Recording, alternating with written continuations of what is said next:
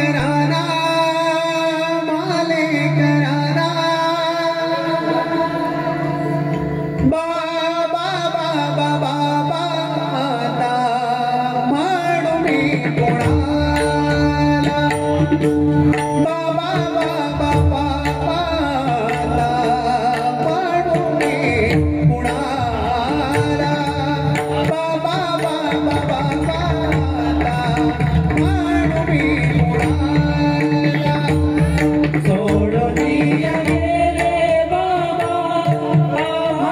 गेले बाबा आम्हाले कराना बाबा बाबा बाबा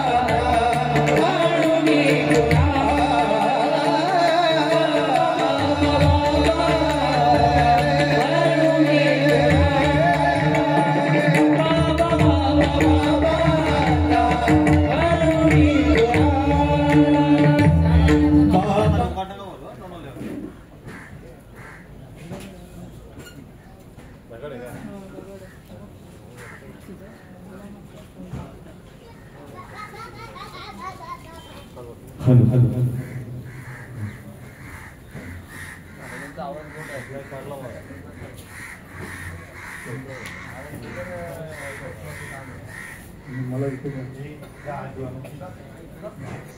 hello hello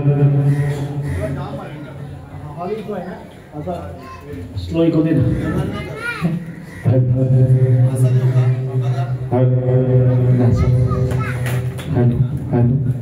hello check hello check चल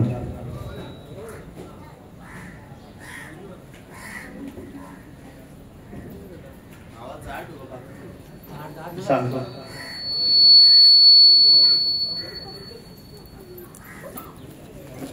दादा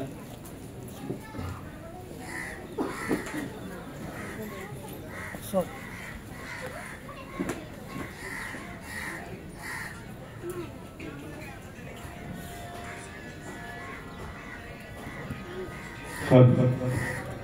हाँ थोड़ा झाड़ का थोड़ा सा हाँ हरी बस हरे राम राम राम हरे हरे हरे कृष्ण कृष्ण कृष्ण हरे हरे बोला राम राम राम हरे हरे हरे कृष्ण कृष्ण कृष्ण हरे राम राम राम हरे हरे कृष्ण कृष्ण कृष्ण हरे हरे राम राम राम हरे हरे कृष्ण कृष्ण कृष्ण हरे हरे राम राम राम हरे हरे कृष्ण कृष्ण कृष्ण हरे हरे राम राम राम हरे हरे कृष्ण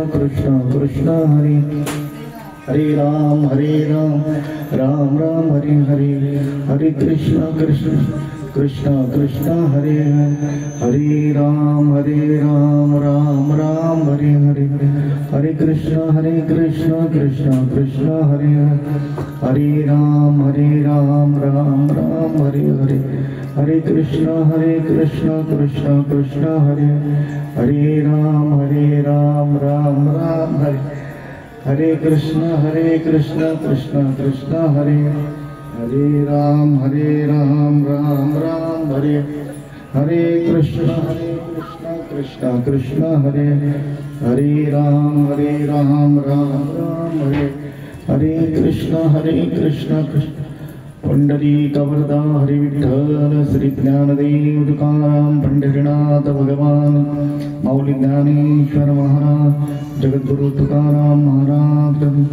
सद्गुरु महाराज की जय। मन्मना भव मद्भक्तो मद्याजी माम नमस्करू मामे वैशेष्ययुक्तव्य मात्मनं मत्परायणा वक्रतुंड महाकाय सूर्यकोटि समप्रभ निर्विघ्नं कुरु देवो सर्वकार्येषु सर्वदा। महायोगपीठे तदेवी मरद्धा वरं पुण्डरीकाय दातुं मनीन्द्रे समागत तिष्ठन्तमानन्दघनं परब्रह्मलिङ्गं भजे पाण्डुरङ्गं। सर्वमंगल्ये मंगल्ये शिवे सर्वार्थ साधिके शरण्यं त्र्यंबके गौरी नारायणी नमोस्तुते। मनोजवं मारुततुल्यवेगं जितेन्द्रियं बुद्धिमतां वरिष्ठं वातात्मजं वाणिवृद्धिमुखं श्रीरामदूतं शरणं प्रपद्ये। गुरुर्ब्रह्मा गुरुर्विष्णु गुरुर्देवो महेश्वरः गुरुर्साक्षात् परब्रह्म तस्मै श्री गुरुवे नमः। अलंकापुरी पुण्यभूमि पवित्र यतिनादतो ज्ञान राजा सुपात्र तया ठविता महापुण्य राशि नमस्कार माझा श्री गुरु ज्ञानेश्वरासी। कृष्णाय वासुदेवाय हरे परमात्मने प्रणतकेशनाशाय गोविंदाय नमो नमः। सौराष्ट्र सोमनाथं च श्रीशैले मल्लिकार्जुनम् उच्चिनानं महाकाल ओंकारमणि परिराम वैजनाथं च दाक्षिणां शंकर सेतुबन्धोट रामेशं नागेशं दारुणं वाराणसी विश्वेश्वरं त्र्यंबकं गौतमी तटे हिमालये तु केदारं कृष्णतीर्थे शिवालये। एतानि ज्योतिर्लिङ्गानि सायिपाते प्रतन्नरः सप्तजन्माकृतं पापं स्मरणेन विनश्यते। कृष्णाय वासुदेवाय हरये परमात्मने प्रणतकेशनाशाय गोविंदाय नमो नमः। सच्चिदानन्दरूपाय विश्वोत्पत्ते हेतवे तापत्रय विनाशाय श्रीकृष्णाय नमः। अहिल्या द्रौपदी तारा सीता मंदोदरी तथा पंचकन्यां स्मरन् नित्यं महापातकनाशनं मय्येव मन अभ्यस्व मय्ये बुद्धि निवेशः। मन्मना भव मद्भक्तो मद्याजी मां नमस्कुरु मामे वैशेष्ययुक्तव्यम् आत्मना मत्परायणः।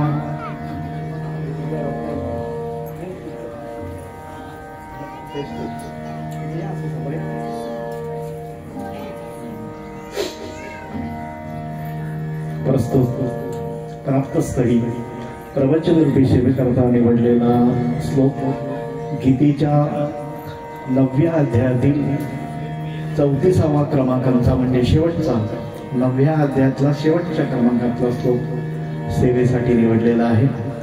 प्रस्तुत श्लोकातून भगवान परमात्मा अर्जुनाला सांगतायत तू माझ्या ठिकाणी तुझं मन ठेव, माझ्या ठिकाणी तुझी भक्ती होऊ दे, नवे नवे तू मलाच नमस्कार कर आणि तू माझाच होऊन जा। मत्परायणा असं म्हणतायत की मत्परायण हो आणि असं तू झालास, तुला जर माझ्या भक्तीचा छंद लागला, तुझं मन मला अर्पण केलंस तर आत्मयोगाने तू माझ्या स्वरूपाला प्राप्त होशील आणि माझ्या स्वरूपाला प्राप्त झालास की पुन्हा पुन्हा तुला काही जन्माला यावं लागणार नाहीये आणि जन्म मरणाची शृंखला आधी बंद होईल आणि अशी जन्म मरणाची शृंखला बंद झाली की पुन्हा हा आत्मा विशेष असं शरीर धारण करत नाहीये। कारण जोपर्यंत आपल्या अंतःकरणामध्ये इच्छा वासना ज्या पण शिल्लक आहेत तोपर्यंत त्या इच्छेनुसार माणसाला जन्म घेणे लागे वासनेच्या संगे, या अनुषंगाने प्रत्येकाला जन्म घ्यावा लागतो आणि एकदा की आपण भगवान परमात्म्याचे झालो की मग आपल्याला जन्म घ्यावा लागत नाही। मग ज्ञानदेव ध्यानी रामकृष्ण मनी वैकुंठ भवनी घर केले मग आपण ज्या ज्या देवताची उपासना करू त्या त्या देवाला आपण प्राप्त करू शकतो. इतकं सामर्थ्य भगवान परमात्म्याने आपल्याला दिलेलं आहे. आणि म्हणून त्याचं सामर्थ्य आपल्याला ओळखता आलं पाहिजे. ती सामर्थ्यता आपल्या अंगामध्ये आहे, पण ती आपल्याला खुलून निघत नाही आपल्या अंतःकरणामधून.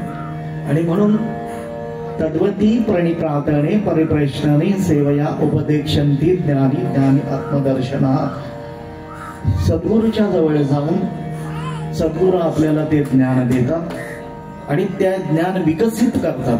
अंतरामध्ये ते असते, हृदयी स्वयंभूची असेल, अंतरामध्ये ते ज्ञान असतं आणि ते हृदयामध्ये असल्यामुळे फक्त ते विकसित करावं लागतं, त्याला टच करावं लागतं.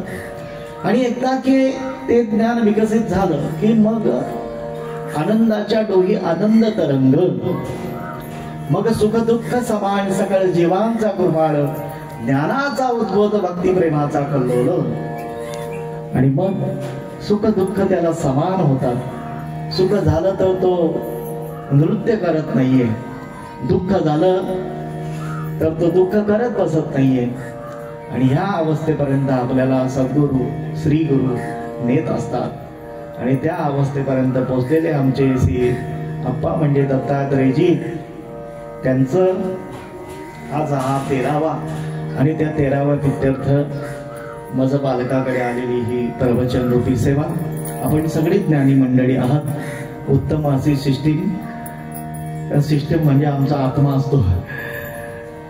आणि आपण सगळे आमची पुरण्याचे दादा वगैरे सगळी मंडळी श्रेष्ठ मंडळी आहात. दादा म्हटलं की दादाचं माझं तसं घरगुती संबंध होतं. मधल्या पिरियडमध्ये मी जरा त्यांच्याशी कमी कनेक्ट झालो आणि त्यामुळे मागेही त्यांच्या कुटुंबामध्ये इथे कोणाचं दुःख झालं ना बाबांच्या बरोबर, तेव्हाही मला काही कळलं नाही. मी अचानक इथून आलो आणि मला येताच आलं नाही. आणि नंतर मग मला कळलं. म्हटलं आता नदीमध्ये बसण्यापेक्षा कदाचित त्यांचं माझा जिव्हाळा असेल म्हणून त्या आत्म्याने या आत्म्याशी कनेक्टता झाली. आदरणीय समीर भाऊंनी फोन केला आम्हाला, समीर भाऊ आले, तुम्हाला प्रवचन करायचं आहे. म्हटलं चालेल, आप्पांच्या इथे प्रवचन करायला मला नक्कीच आवडेल. आणि म्हणून त्या अनुषंगाने आप्पा आम्ही खूप छान बोलायचो. आप्पांचं विशेष म्हणजे एक मनमिळावू स्वभाव होता त्यांचा. मी चांगलं निहाळलं होतं त्यांना. आणि त्याची परिणिती म्हणजे त्यांची लेकरं. तुम्ही दोघेच भाऊ आहेत का बहिणी पण आहेत? बहिणी नाही ना, दोघेच ना. म्हणजे चांगली मुलं बरं का, ज्यांच्या अनुषंगाने समाजाला त्याने दिली. चांगला हा शब्द का वापरला? कारण कुणी कन्यापुत्र होती जे सात्विक म्हणतात. कन्यापुत्र भरपूर जणांना सगळ्यांनाच असतात, आपल्याला तुम्हाला मला असतात. पण सात्विक मुलं सात्विक आई वडिलांच्या संस्काराने होत असतात. आणि ते संस्कार म्हणजे आता इथे तर किती वेळ बैठकीचं अधिष्ठान होतं नाही का? असं पण आहे का? ते काय बदलवलेलं ना, कुठे काय नेलं इकडे तिकडे आहे का? बर. आणि त्या अधिष्ठानामुळे प्रभूच्या कार्यासाठी त्याने आपलं जीवन खर्ची केलंच. सद्गुरूंच्या समर्थांच्या अनुषंगाने त्यांनी पूर्ण आयुष्य तर घालवलंच. आणि भगवत कार्यासाठी धर्म कार्य, हा धर्म कार्य, धर्म मीन्स हिंदू धर्म असा अर्थ काढायचा नाही. धर्म हिंदू धर्म बरोबर आहे, पण धर्म म्हणजे कर्म. कर्माच्या अनुषंगाने धर्म प्रसारित होत असतो. आणि म्हणून चांगली कर्म करणं म्हणजे चांगला धर्म करणं. फॉर एक्झाम्पल सांगायचं झालं तर आई वडिलांनी मुलाला चांगलं सुशिक्षित करणं, सुसंस्कारित करणं हा आई वडिलांचा धर्म आहे.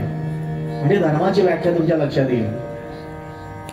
मुलं मोठी झाली, त्यांची लग्न वगैरे झाली का मुलांनी आई वडिलांना हाकलून देऊन मान्य प्रस्ताव पाठवणं हा मुलांचा धर्म आहे. बरोबर बोलतो नाही? हा किंवा नाही बोलतो.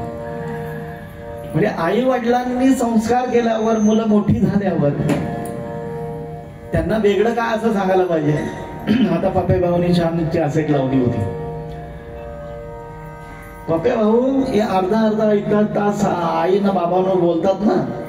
यांचे आई वडील घरात असतात का नाही हा मोठा प्रश्न आहे. तुम्ही जाऊन बघा. त्यांनाही ते फुलवतात म्हणतो विषय. चांगला बोलण्याची चांगलं ज्ञान असतं त्यांना आणि खूप चांगलं बोलतात ते. त्याबद्दल वाद नाही माझा. पण मी म्हणतो आई वडिलांवर प्रेम करा हे कीर्तनकारांनी कशाला सांगायला पाहिजे. माझा प्रश्न आहे की नाही. जेव्हा प्रत्येक आई वडिलांना लेकराची निर्मिती होते किंवा लेकरू झालं, लेकरू असो मुलगी असो मुलगा असो, तेव्हा आई वडिलांना सांगावं लागतं का त्याचं संगोपन कसं करावं, त्याला स्नान कसं घालावं, त्याला कपड्यात कसं बांधून ठेवावं, त्याला कोरड्यावर कसं झोपवावं, त्याला दिष्ट लागू नये म्हणून काजळ लावावं. ह्या गोष्टी आईला शिकवायला लागतात का. त्याला भूक लागल्यानंतर ते ओरडायची कोठी किंवा भूक नाही लागली तरी आई त्याला दुग्धपान करते.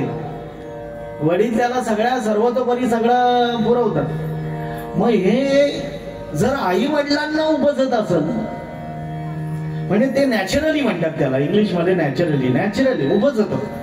मग आई वडिलांना जर हे उपजत ज्ञान असेल तर मुलांना कशाला सांगायला पाहिजे की मग म्हातारा झाल्यावर बापावर प्रेम करा, आईवर प्रेम करा. हे का सांगायला पाहिजे का सांगायला पाहिजे. आमच्या कीर्तनकारांना बरा विषय भेटलाय तो. धुमसून सांगतात. जरा आमच्या मावल्या बिरा रडतात बिळतात जरा बरा आशीर्वाद. त्यांचा आदत हृदय कोमल असतं. पप्पे भाऊ त्याला की धारांच्या सुरुवात होतात. गंगा यमुना सरस्वती सगळ्या. तर त्यामुळे इमोशनल करण्यापेक्षा आई वडिलांना प्रेम करणं हे सांगणंच मूर्खपणे मी तो म्हणतो. करायला पाहिजे मुलांनी. जर त्यांनी कुठल्याही अपेक्षा न करता निरपेक्षतेनं जर मुलांवर संस्कार आणि सुशिक्षित त्यांना बनवलं असेल, योग्य कामधंद्याला लावलं असेल आणि त्यांची कर्तव्य संपल्यानंतर त्यांचं परिपालन करणं हे मुलाचं कर्तव्य आहे. त्यासाठी कीर्तन कशाला करायला पाहिजे. प्रत्येक मुलाला जाऊन जाम फुटायला पाहिजे माझ्या भाषेत दांडगाणी करत नसेल. कठीण परिस्थिती आहे समाजातील.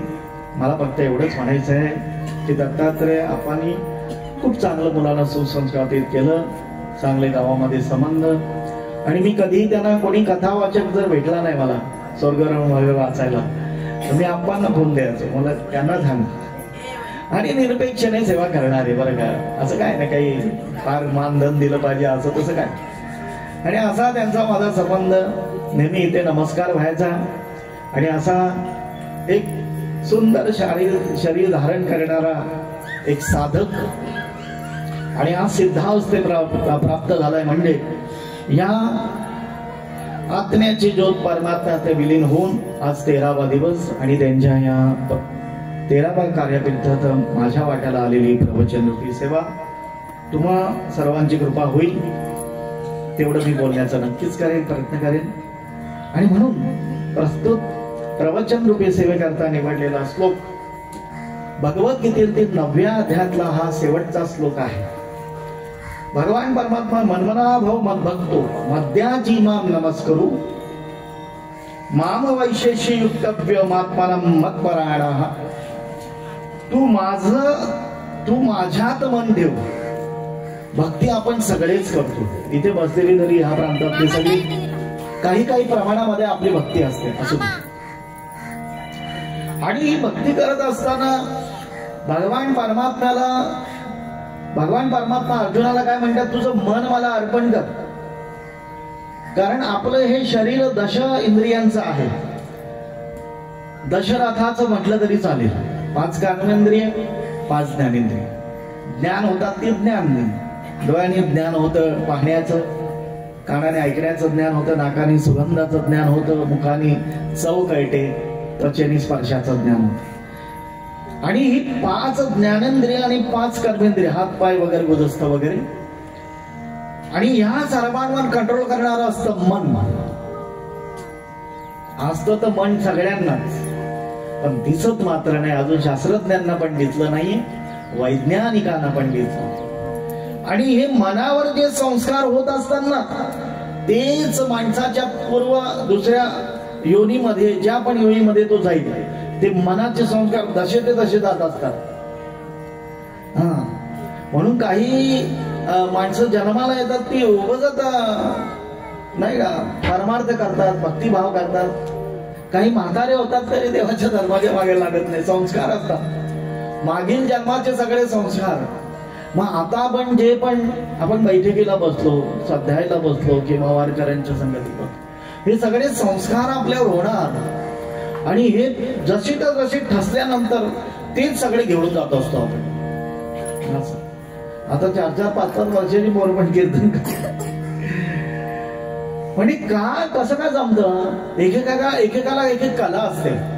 शाळेत सगळी पोरं जातात की नाही, तुमच्या गावातले जातात, आमच्या गावातले जातात, पण 90% वाली कुछ और होती है, 60-70 वाली कुछ और होती है, और 35-45 ती जरा धक्का स्टार्ट गाडी असतात. म्हणजे एकच शाळा, एकच वर्ग, पण एकाच वर्गामध्ये 3 क्वालिटीची मुलं असतात, तिघांना वेगवेगळं ज्ञान असतं. बरं त्या क्वालिटीमध्ये पण काहीच इंजिनियर होतात, काही डॉक्टर होतात. थोडा पुढे घे ना, नको जमणार असं ते सेट केला राहील. आणि ते पण डॉक्टर झालेले, इंजिनियर झालेले सक्सेस पण फार कमी होतात, असं नाही का, इंजिनियर होणारे बरोबर. मग हे सगळं एकाच वर्गात शिकणारी मंडळी असते. मग असं का भेद का. अजून पुढे जाऊन जायचं सांगितलं तर एकाच आईच्या उदरामधून जन्माला आलेली 2 लेकरं, एक खूप शिकतो आणि एक काही शिकत नाही, शाळेतच जात नाही. याचं कारणच असं आहे की आपण सगळे संस्कार घेऊन जात असतो, या मनावर ते संस्कार करत असतात. आणि हे मनावर संस्कार झाल्यामुळे ते जसेच्या तसे ट्रान्सफर केले जातात. फक्त आपल्याला स्मृती राहत नाही. आता मी मागच्या जन्मात काय होते मलाही कळत नाही, तुम्हाला कळत असेल तर मला माहित नाही, तर तुम्ही मागच्या जन्मात काय होता याची स्मृती भगवंत पोचून टाकतो. हे म्हणून हेल्मेट वापरायला लावतात पोलीस लोक, की हात पाय गेला तर दुसरा बसवता येईल, पण हे हेल्मेटचं हेड गेलं ना तर सगळी लाईन खराब होऊन जाते. ह्याच्यात एवढे इतके सूक्ष्म बसवलेलं असतं, काय इंजिन बनवलं, काय देवाने बनवलंय मला तर काय कळलं नाही बाबा. एवढ्या 72,000 नाड्या असतात वाटतं, त्या कुठे कशा गुंफल्या असतील फाडून बिडून बघा. एखाद दिवस तुम्हाला जमलं तर माझं नाव घेऊ नका, फक्त महाराजांनी सांगितलं कुठली नस कुठे गेली, इकडं दाबलं का इकडं होतं, इथली दाबले घाटची आली, आपू पेशवाले वगैरे निघाले असं. तर मला मोठी कमाल वाटते कधी कधी देवाची. काय बरं डोकं दुखायला लागलं, डोक्याची गोळी खाल्ली तर बरोबर तिथंच पोचतं का. तुम्ही डोक्याची खाल्ल्यावर पायाला पोचतं असं काही नाही ना, आमच्याकडे तर डोक्याला पोचतं. पाय दुखत असतात तर गोळी खा. गोळी जाण्याचं ठिकाण एकच आहे, पण जितकी तिथे पोचवलं जातं. बघा काय सिस्टीम आहे पप्या भाऊ, काय सांगायचं. देवाची इतके अगणित आपल्यावर उपकार आहेत की आपण कितीही भक्ती केली, कितीही म्हणतो बरं का, तरी परमात्म्याच्या उपकारातून उत्तीर्ण राहू शकत.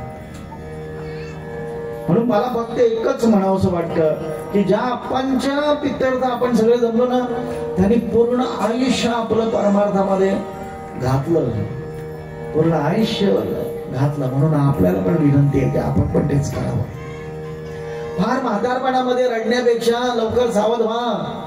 उठा जागेवारी आता, स्मरण करा पंढरीनाथा, भावे चरणी ठेवा माथा, चुकवावेता जन्माच्या.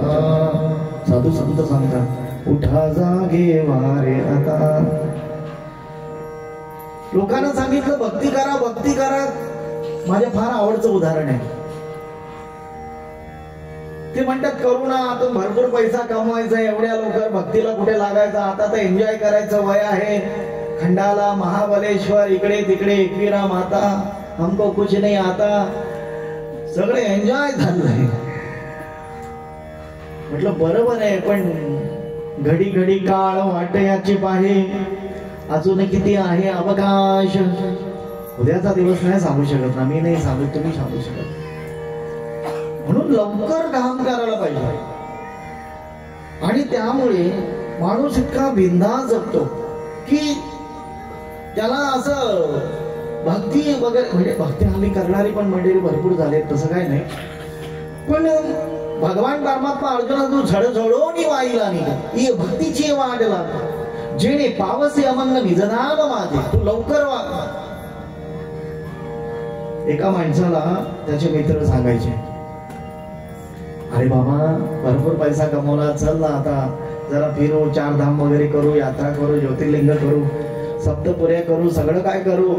तो म्हणतो जोपर्यंत माझी 100 कोटीची प्रॉपर्टी होत नाही तोपर्यंत मी एन्जॉय करणार नाही. किती कोटीची?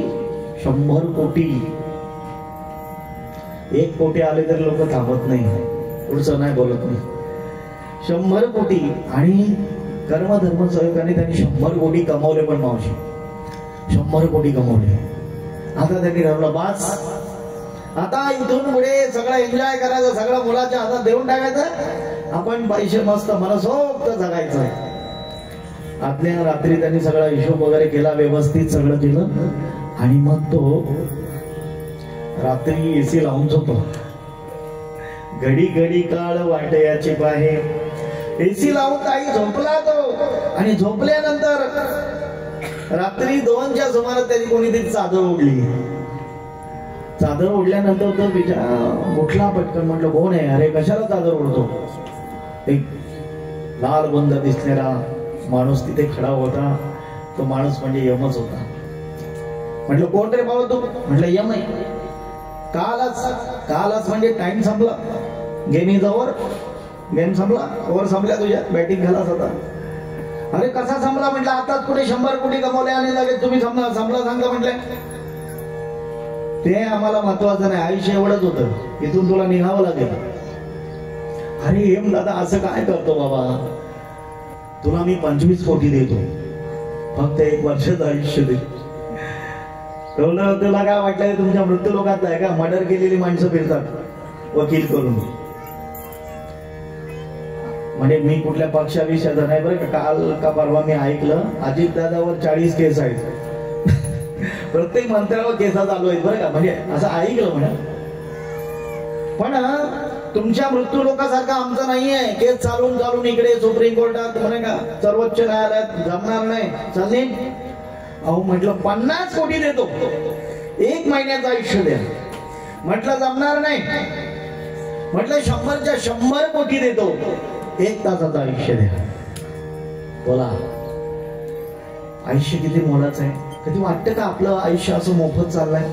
बघा कधी घरी जाऊन विचार करून. आता नका करू, घरी गेल्यावर का आपलं असं सहज रोज उठायचं, झाडू काढायचं, लाद्या पुसायच्या, कपडे धुवायचे, परत चहा प्यायचा, परत नाश्ता करायचा, परत ते स्वयंपाक बनवायचा, परत जेवायचा, परत वामकुशी झाले का परत चहा, परत स्वयंपाक बनवा आले का 2-4, त्याची आपली भांडण झाली तर झाली समजा. असं करून एवढं सगळं झाल्यानंतर पण आपल्याला कळत नाही की बराचसा आयुष्य आपला मोकळा चाललाय. त्यातले त्यात आपण 2-3 तास बैठकीला बसतो, बरं आहे, स्वाध्यायाला बसतो, बरं आहे, कीर्तनाला बसतो, बरं आहे. एवढंच आयुष्य आपलं त्या याला देवाला जातं. मग तो म्हणतो 1 तासाचं आयुष्य दे. यमदादाला जरा करुणा आली. यमदादा म्हटलं ठीक आहे, 1 तास कशाला पाहिजे? म्हटलं माझ्या मुलाला भेटायचं आहे आणि मुलाला सांगायचं बाबा बघ 100 कोटी मी कमावले, पण 100 कोटी मध्ये 1ही पैसा मी आता बरोबर घेऊन जाणार नाही. मी तुला एवढंच सांगतो की या पैशामधून तू दान धर्म कर, या पैशामधून तू तीर्थयात्रा कर, जेवढं तुला एन्जॉय करता येईल तेवढं कर. मी 100 कोटी कमवले पण तीर्थयात्रा केलं नाही, आता मी निघून जातो. दृष्टांत संपला. मला एवढंच सांगायचं आहे की काहीतरी एक लिमिट असावं संसाराला, कुठे स्टॉप करावं ना. 100 वर्षाचं आयुष्य बरोबर आहे. हल्ली कोणी 60-70 पर्यंत पण पोहोचत नाहीये, 40-50 मध्येच गाडी ब्रेक घ्यायला लागली. पण 100 वर्षाच्या आयुष्यामध्ये आपण कुठेतरी स्टॉप झालं पाहिजे ना. आणि नाही जर आपण स्टॉप झालं तर मग तो वेळ आपला स्टॉप करून टाकतो, वेळ थांबवतो आपल्याला. आपण थांबायलाच तयार नाहीयेत. आणि म्हणून भगवान परमात्मा आपल्याला म्हणते की कुठेतरी स्टॉप करा बाबांनो. आणि म्हणून भगवान परमात्मा अर्जुनाला म्हणतात, तू मन हे मीच करी माझ्या भजनी प्रेम धरी सर्वत्र नमस्कारी मज एका ते. माऊली म्हणते, तू मन हे मीच करी माझ्या भजनी प्रेम धरी सर्वत्र नमस्कारी मज एका ते. अरे अर्जुना, तू मन हे मीच करी. देवाला काही नाही लागत, काही न लगे का भावाची कारण तुका म्हणी राण विठोबाची. काही न लगे का भावाची कारण. काय लागतं देवाला? भावच लागतो. काय अर्पण केल्यानंतर देव 100 रुपयाचा हार, 1000 रुपये किलोवाली अगरबत्ती, फार मोदकाचे नैवेद्य दिल्यानंतर आम्ही एवढ्या वर्ष गणपती आणतो, मग आमचा गणपती अजून आला नाही मकरातून बाहेर, का सुनील महाराज तुझा एक मोदक तरी खातो? काहीच नाही. तो तेवढा भावच नाही. का खात नाही? काय लागतं? सगळे आपण सांगतो नामदेवाची खीर खाल्ली, नामदेवाचं जेवण जेवलं, मग आपलं का जेवत नाही? तेवढी भक्तीच नाही फरक तुमच्या. मग तुम्ही म्हणाल आमची चालली ती बरोबर नाही. अगदी बरोबर आहे, आपण बरोबर आहोत. मला फक्त स्टेप तुमचा स्पीड वाढवायचा विचार करतो मी. तुमचाही वाढा आणि त्या अनुषंगाने माझाही वाढावा. कारण तुम्हाला ज्ञान सांगतोय म्हणजे मलाही ते डबल होतं ना माझं. स्पीड वाढावा एवढा येतोय. त्यांचं सगळं त्यांनी खाल्लं, आपलं का खाल्लं नाही? त्याला कारण काही न लगे का भावाची कारण. देवाला भाव लागतो. जेव्हा आता तुम्ही बैठक संप्रदायाची म्हणजे तुम्हाला माहिती आहे, आता गुरुवारी बैठक आहे, तर आदल्या दिवशी चिंतन सुरू होते की नाही? देवाला तेच आवडतं. उद्या बैठक आहे, एवढ्या वाजता उठावं लागेल, चहा ठेवावा लागेल, निवड करावी लागेल. म्हणजे बैठक उद्या आहे, पण चिंतन कधी आदल्या दिवसापासून सुरू आहे. म्हणजे तुम्ही बैठकीमध्ये जर समजा 6ला 7ला असेल आज, तर तुमचं तुम्ही कालपासूनच सद्गुरूला पोचलेले आहात. याला भाव म्हणतात. हा भाव लागतो. जाऊ दे, उद्या आता जायचंय, उठे तुमच्या. ते नाही सगळेच जातात म्हणून जायचं असं नाही. त्याला काय अर्थ आहे? काम नाही, धंदा नाही, घरात पोरं शिवायचं म्हणून कीर्तनाला जाऊन मग त्याला काय अर्थ आहे? हा, संत म्हणतात, मोली घातली रडाया नाही आसू आणि माया. म्हणतात अंतरणामध्ये आसू आणि माया नसेल तर देवाविषयी काय? आणि म्हणून ही माया चढण्यासाठी आपल्या मन त्याला अर्पण केलं पाहिजे. मन हा मोगरा अर्पणी ईश्वरा पुनरुपी संसारा येणे नाही. पुनरुपी संसारा येणे नाही. मन हा मोगरा अर्पणी ईश्वरा. मनाला मोगऱ्याची उपमा दिली साधू संतांनी. ते मन आपण त्याला अर्पण केलं पाहिजे. आणि आपण हे मन त्याला अर्पण केलं की भगवान परमात्मा म्हणतो, अनन्य चिंतयन्तो मां ये जना पर्युपासते तेषां नित्याभियुक्तानां योगक्षम्यवहाम्यहम्. ह्याच 9व्या अध्यायामध्ये भगवान परमात्मा म्हणतो, अनन्य चिंतयन्तो मां ये जना पर्युपासते. जी माझे अनन्य चिंतन होऊन माझी उपासना करतात त्यांचा भार माथा मी वाहतो. हे सगळं साधू संतांचं आपण सांगतो ना नेहमी. चोखोबाची बहीण झाला शारंगवाणी. अनन्य चिंतन. वारी आली आणि वारीला जाताना स्वतःची बरं का पत्नी गरोदर आहे, 9 महिने भरलेले आहेत आणि ती चोखोबारायांची पत्नी सांगते की माझे दिवस भरलेले आहेत, तुम्ही वारीला कुठे चाललात? म्हटलं जा, पण निदान माझ्या ननंदेला तरी पाठवून द्या. पण इतकी अनन्यता तुकोबारायांकडे होती की त्या ननंदेला पण निरोप द्यायला ते विसरले, आणि विसरल्यामुळे तुकोबाराय वारीला गेले. मग आता ननंदेला पण निरोप गेला नाही. मग इकडे काळजी कोणाला? अनन्य चिंतयन्तु मां, भगवान परमात्म्याला काळजी झाली, आणि त्या ननंदेचं रूप घेऊन परमात्मा आला त्यांच्या घरी. आणि परमात्मा आल्यानंतर सगळं बालंतपण केलं, सगळं धुणं भांडणं सगळं केलं. खरं ती चरित्र म्हणजे कसे आपल्या महाराष्ट्र भूमीमध्ये एवढे साधू जन्माला आले. खरंच एवढे संत कुठल्या म्हणजे प्रत्येक राज्यामध्ये आहेत, पण इतके भगवान परमात्म्याने इतकी सेवा करावी त्यांची, याला कारण सगळे अनन्य होते. अनन्य या शब्दाचा अर्थ त्या ज्या परमात्म्याला तुम्ही निवडलाय ना, मग त्याच्या व्यतिरिक्त इतरांचं नाही. कारण माऊली म्हणजे नामाच्या सहस्रवरी नावाई अवधारी, हजारो नाव देवाला असतील, पण त्यातला आपण एकच निवडायचं आहे. भगवान परमात्मा कुठल्या तरी एका नावेत बसा.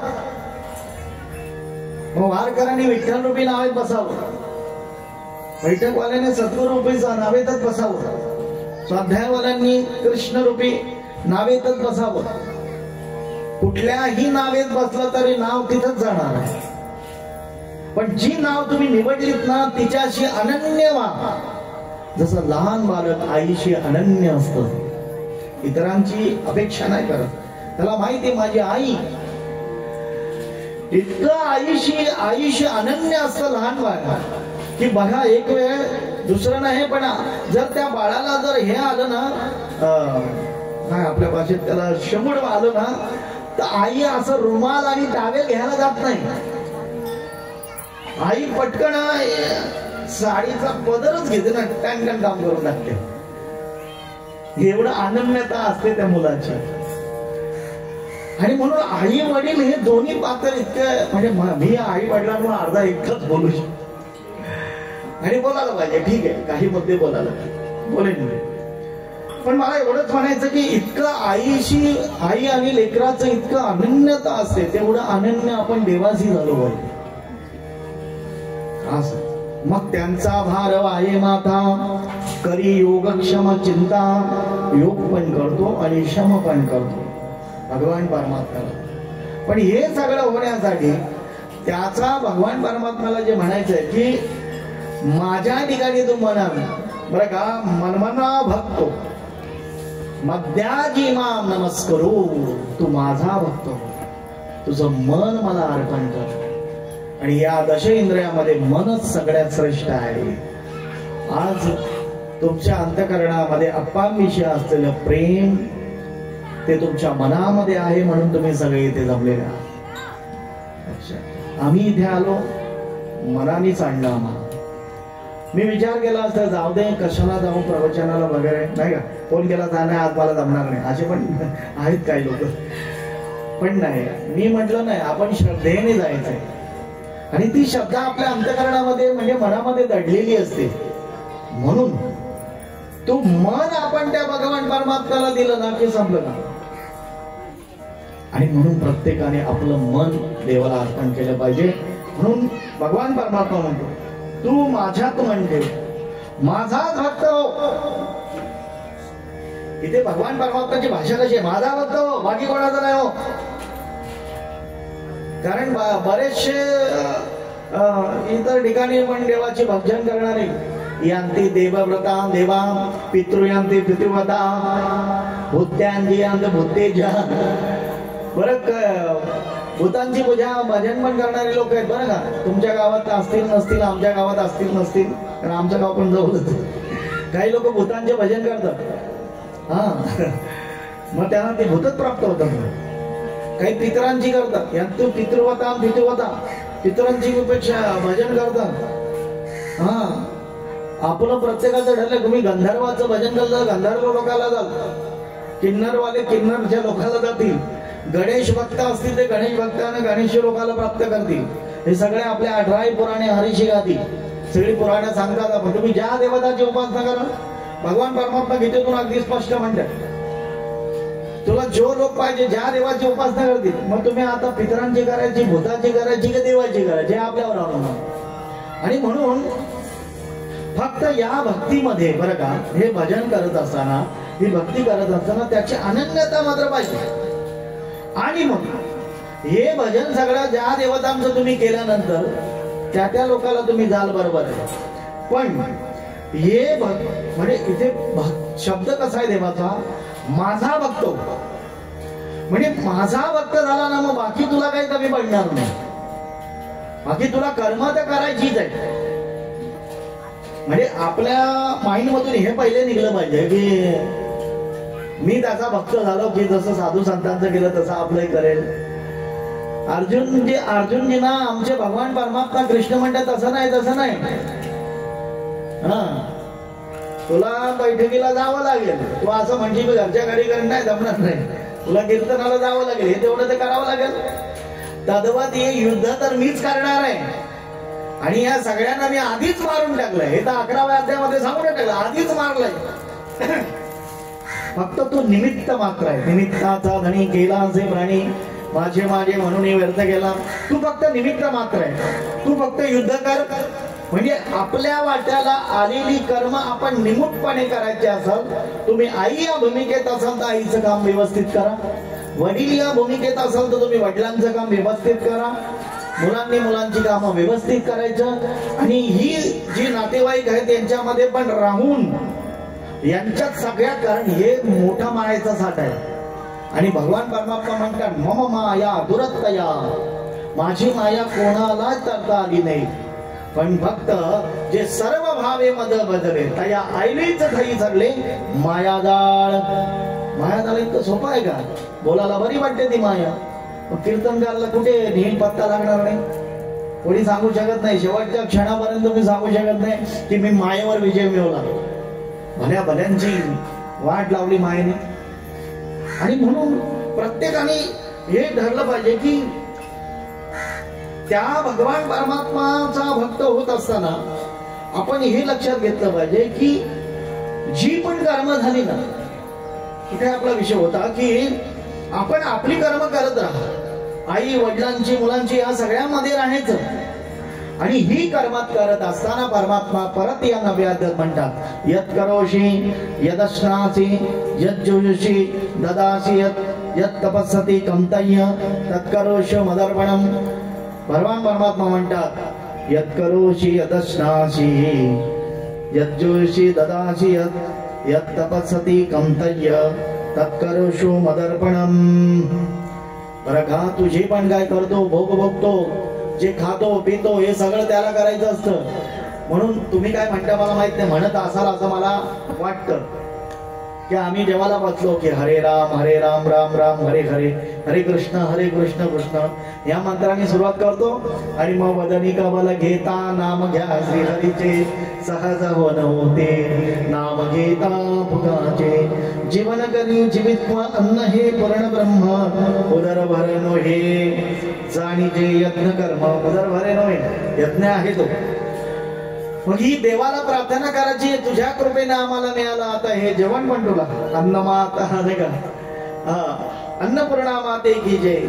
मस्त ते अन्न ग्रहण करायचं, कारण त्याच्यावर हे शरीर पोचलं जातं. मग जेवण जेवल्यानंतर त्याला कृष्णार्पण मस्त करायचं.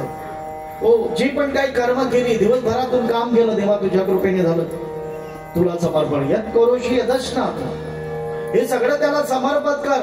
आणि असा तू समर्पित करत राहिला की माझा भक्त होशील. कारण बघा, रावण पण श्रेष्ठ भक्त होता, तुम्हाला सगळ्यांना माहिती. रावणाची काही कमी भक्ती नव्हती.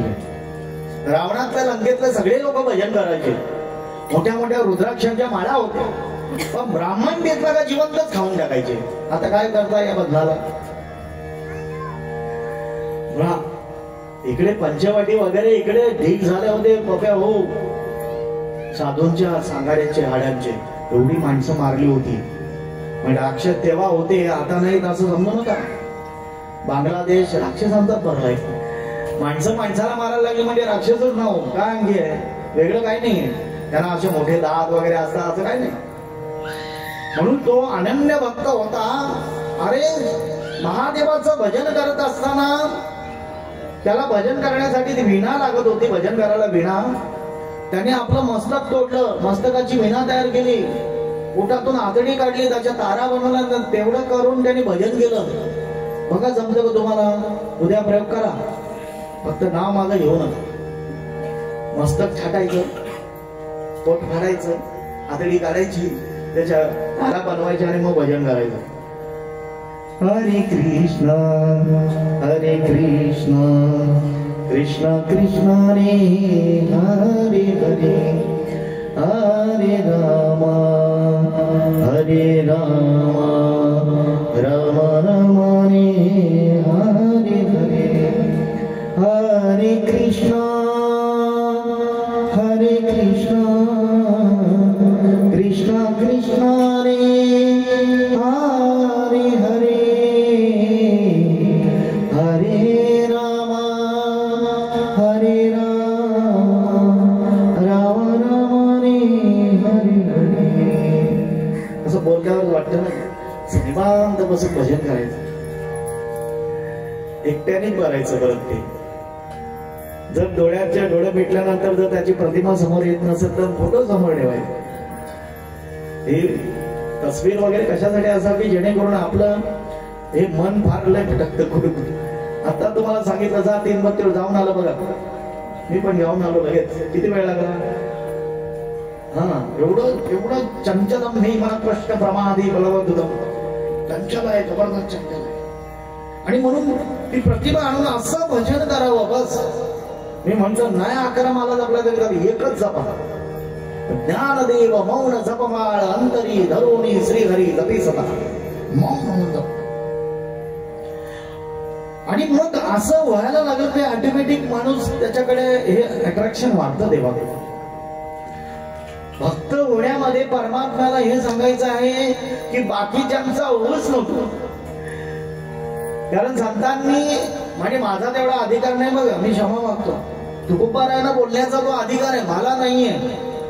पण मला त्यांची एक तुम्हाला हे सांगायचं आहे की काय सांगायचं. तुकोबारा म्हणतात, सेंदरी हेंदरी देवते पोणपोती ते भूते खेचे, आपुल्या पोटाची रडते सीते मागती अवदान.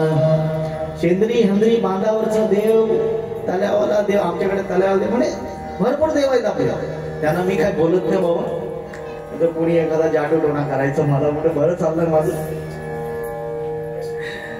म्हणजे ही देव आपल्याला काही देतील, इष्ट देतील. बाबा चला बाबा, आपण म्हणतो अरे फार तब्येत बरोबर नाही, हे नाही, खराब त्रास आहे, कलह आहे, सगळं आहे.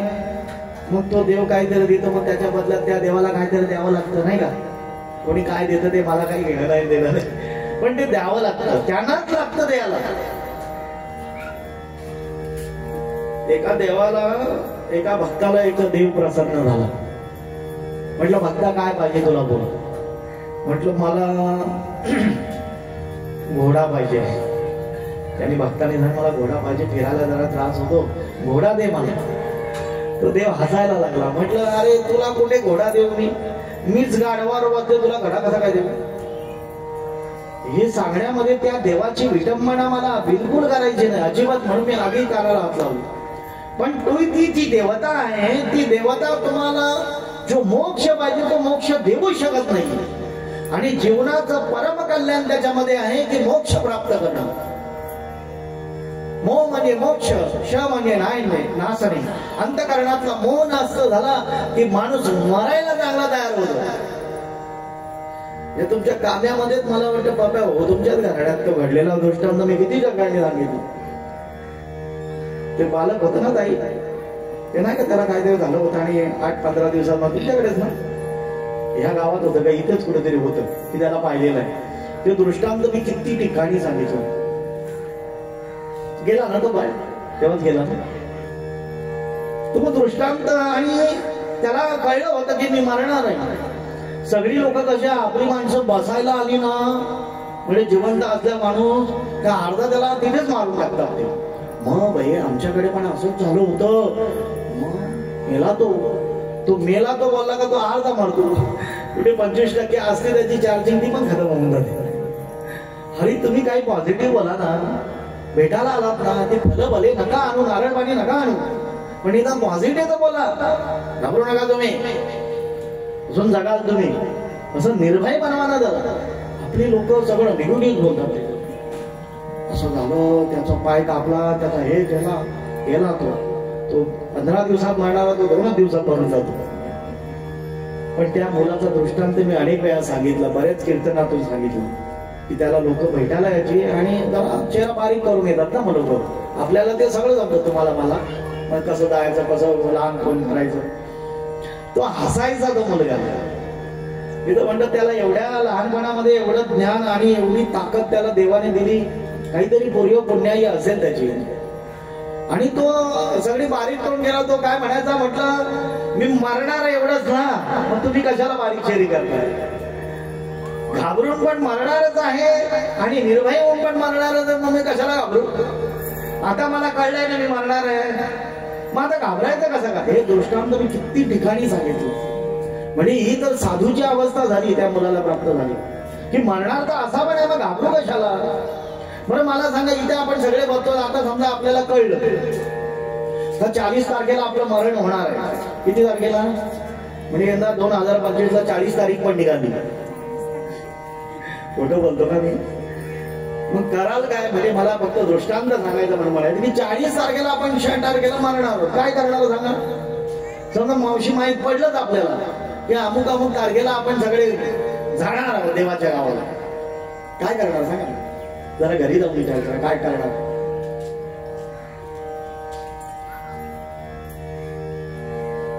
म्हणून का असं माहितीये का, मरण माहीत झाल्यानंतर मी बऱ्याच वेळा तो दृष्टांत सांगतो की पूर्वी एक स्कायलम नावाचा ग्रंथ अमेरिकेने उडवला होता आणि तो पडल्यानंतर सगळी लोक मरणार होती.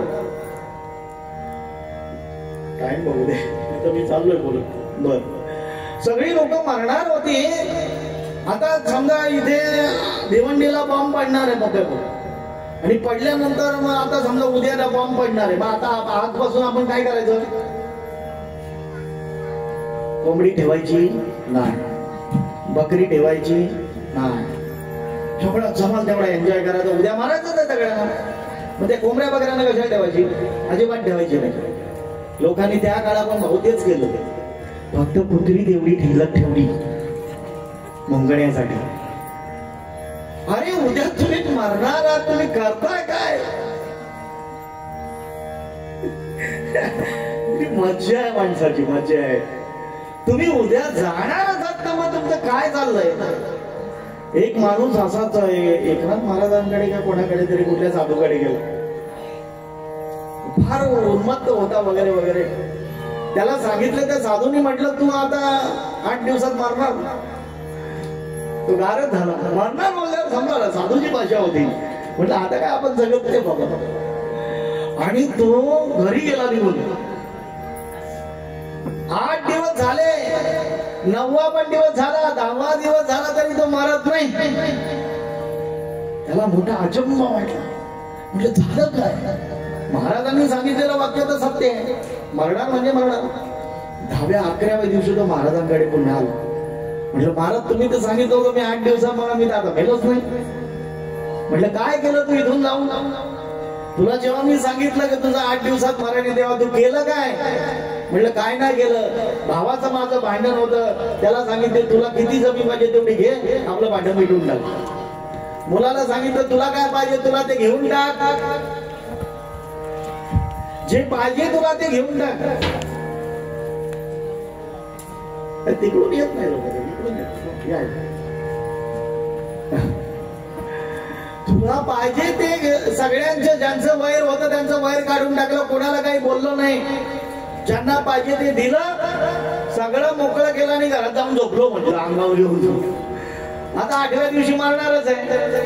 मग 8व्या दिवशी मारणार आहे म्हणून झोपून, बरं का झोपून घेतलं. 9व्या दिवशी उठलो ताई तर मी मेलोच नव्हतो, जिवंतच होतो.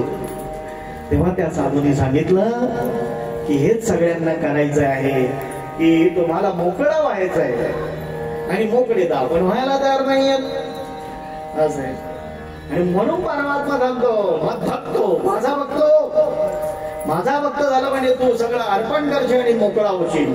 आणि शेवटचं सांगतात माझी पूजा कर. जय माझी पूजा कर, इतरांची पूजा करू नको. पिता हमस्य जगतो माता धाता पितामहो. भगवान परमात्मा गीतेतून म्हणतात की पिता हमस्य जगतो माता धाता पितामह. मी सगळ्यांचा पितामह आहे, मी सगळ्यांची माता आहे, मीच सगळ्यांचा आहे. हे परमात्म्याला वाक्य शोभत की मी सगळ्या जगाचा विश्वाचा निर्मिता आहे. जेणे हे विश्व निर्मिले महर्षी देवा संस्थापिले. 21 स्वर्गाते धरिले सत्ता मात्र आपुल्या. ही त्याची सत्ता आहे. तो सगळ्या त्याच्या सत्तेने सगळं हरवत असतो. आणि म्हणून आपला मीपणा टाकून दिला की सगळं ईश्वराचं होतं. मग ते भजन असो, तो संसार असो, ते सगळं ईश्वराचं झालं की मग आपण वेगळे काय उरत नाही ना. आणि ज्या दिवशी हा पंचभूतात्मक शरीर पण आपण त्या परमात्म्याला, या पंचभूतांचं पृथ्वी आप तेज गगन वायू याच्यातून निर्माण झालेलं शरीर पण आपण त्याला म्हणतोय त्यांना देऊन टाकायचं. आणि मस्त जाऊ देवाची गाव, जाऊ देवाची गावा, देव देव विसा.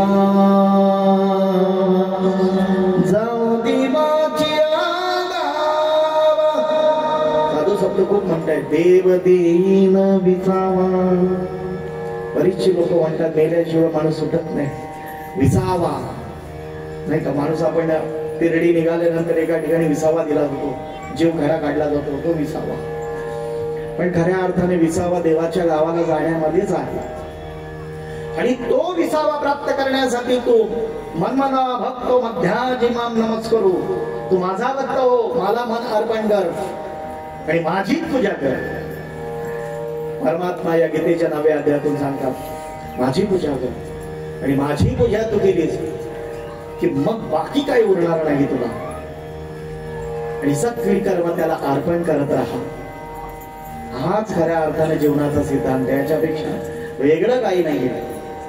आपले जे पण धर्मग्रंथ आहेत, 4 वेद, 6 शास्त्र, 18 पुराणे आणि त्यामध्ये गीता. आणि तुम्ही तर सगळे सद्गुरु पारायण आहेत. तुमच्याकडे तर मी असं म्हणतो तो सगळा ग्रंथ सर्व साधू संतांच्या मिश्रित परमपूज्य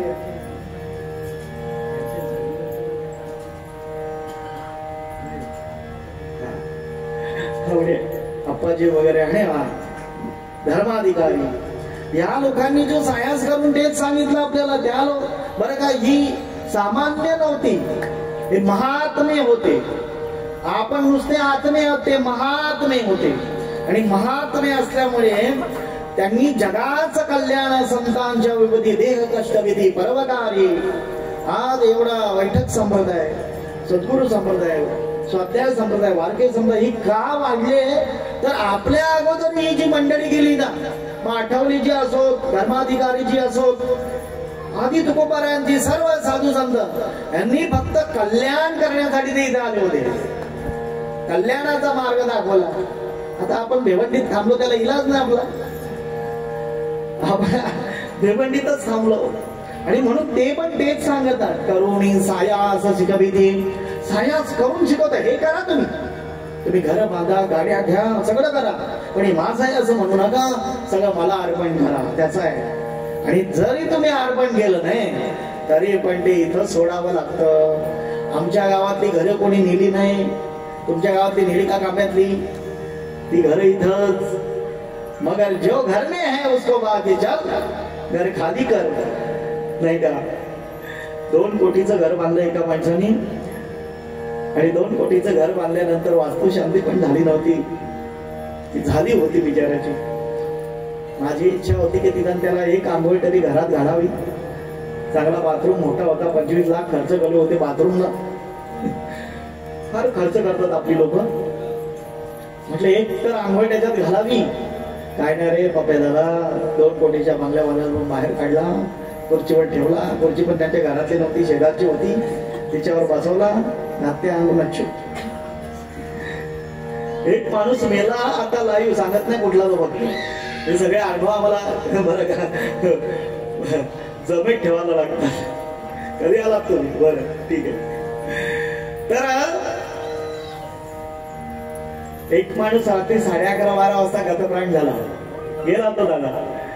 आता गेल्यानंतर त्याला घरी आणायला पाहिजे होते की नाही? तुमचं मत काय? आपल्या घरामध्ये ज्यांनी 50-60 वर्ष दिली परिवारासाठी, आपली रक्त आटवलं, त्या माणसाला घरी आणायला पाहिजे होतं. मावशी त्यांनी घरी नाही आणलं, त्याला शीतपेटीमध्ये ठेवलं. शीतपेटी म्हणजे बरबाद. ओप्या भाऊ, गंमत अशी झाली त्याला, जेव्हा त्याला सकाळी आणला ना, म्हणजे काय घरातल्या लोकांना ताण तणाव नको. अरे काय ताण तणाव येणार आहे 4 तासामध्ये? काय कोणी मरणार आहे? कोणी कोणाच्या पाठीमागे मरत नाही ना, अजून मेलीच नाही कोणी. एखादा करोडामध्ये एखादा माणूस असं का आपली बायको मेली म्हणून नवरा मेला, नवरा मेला म्हणून बायको मेली, हे करोडामध्ये असं त्याचं हे होऊन मग त्याला शीतपेटीत ठेवला. सकाळी त्याला आणला तर तो टाटला ना, टाटल्या समजतं ना आपली भाषा, टाटला तो विलास भाऊ. आणि टाटला मग त्याला आंघोळ घालायची. आता तो सरळच भाऊ होत नाही. मग सरळ होत नाही, मग करायचं काय? अरे मला एवढं वाईट वाटलं, माझ्या परिचित माणूस होता ना, म्हटलं एवढं त्यांनी सगळं रक्त आठवलं आणि शीतपेटीमध्ये ठेवला. सगळं त्याचं ते ताट झाला होता. आता करायचं का? आंघोळ घालायची कशी काय? मग घरातून 2 उशा आणल्या, एक डोक्याला लावली, एक माथीला लावली आणि मग झोपूनच आंघोळ घातली त्याची. कुंडली कावरला, हरी विठ्ठल, जाऊ देवाची. मी डोक्याला हात लावला. 4-5 तास जर ती माणसं घरातली अरे जिवंत होता तर सगळे त्याचा बेनिफिट घेत होते ना, सगळे तर त्याचा बेनिफिट घेत. तुमच्याकडे घेतात का ना मला माहित नाही, का आमच्याकडे घेतात बाकी बेनिफिट जिवंत असल्यावर. हो, सगळं घेतात. जमलं तर म्हाताऱ्या माणसाला एखादा किराणामध्ये पण बसवतात. म्हणजे आता पण असं तुम्हाला काही काम नाही, मग जरा इथे बसा ना दुकानात, 4 पैसे मिळतील, एवढी राबून घेतात माणसाला. तुमच्या गावात ते सोडून बोलतो,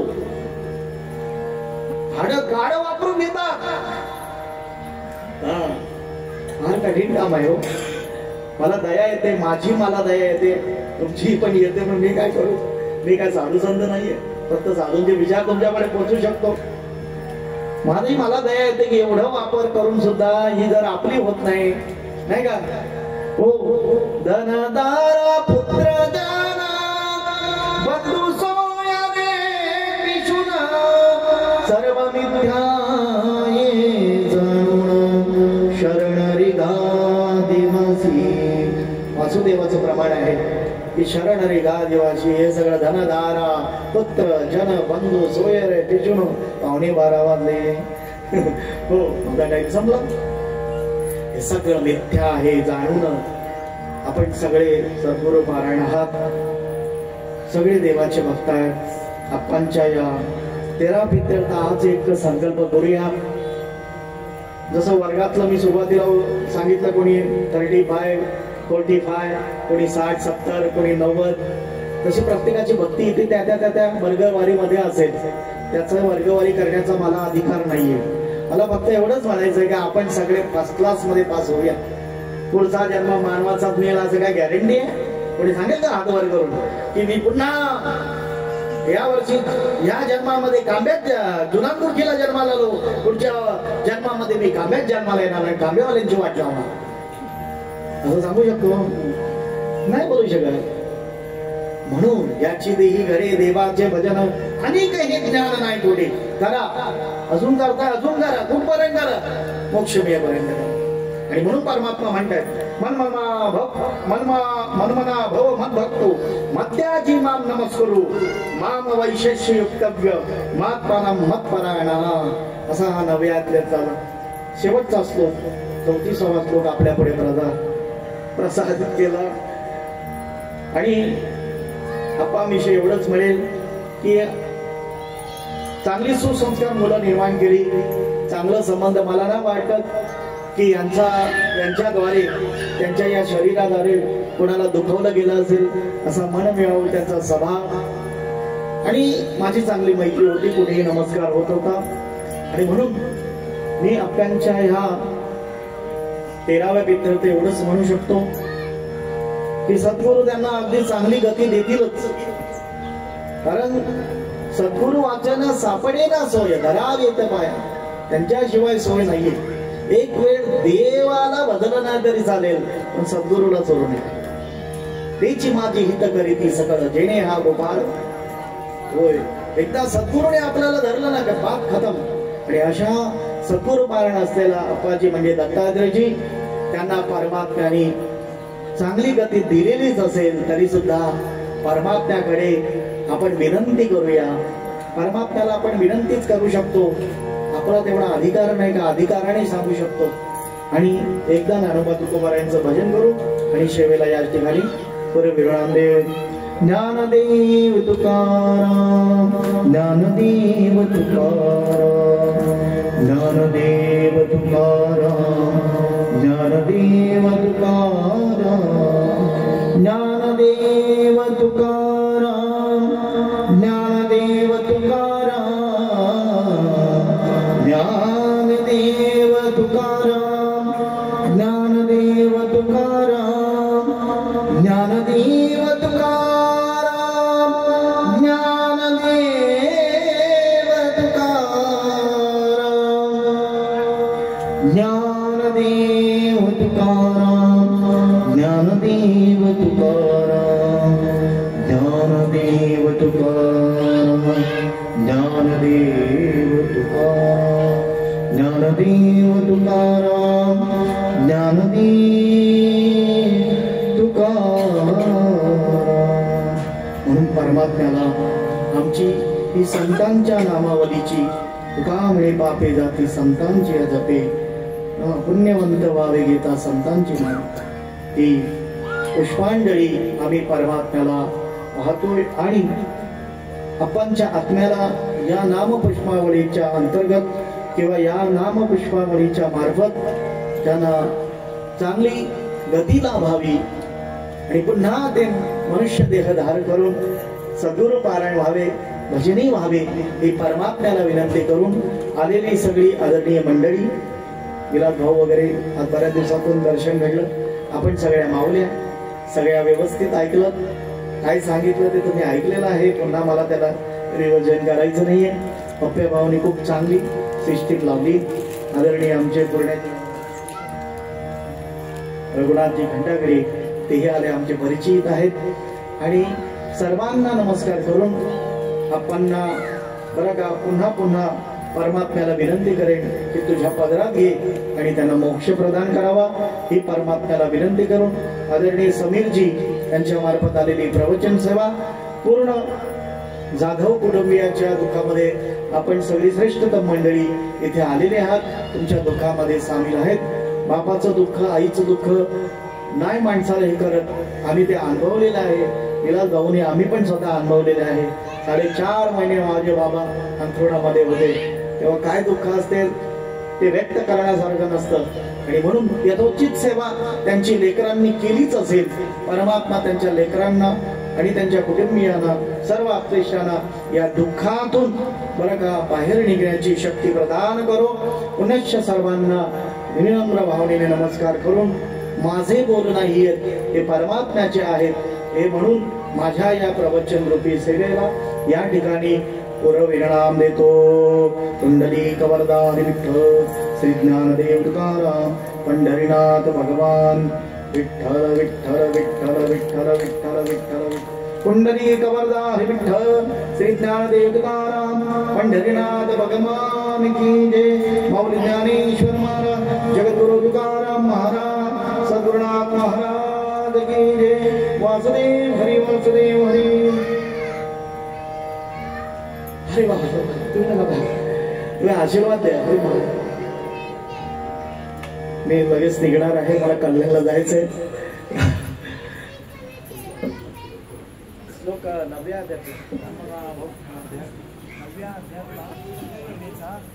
34वा श्लोक.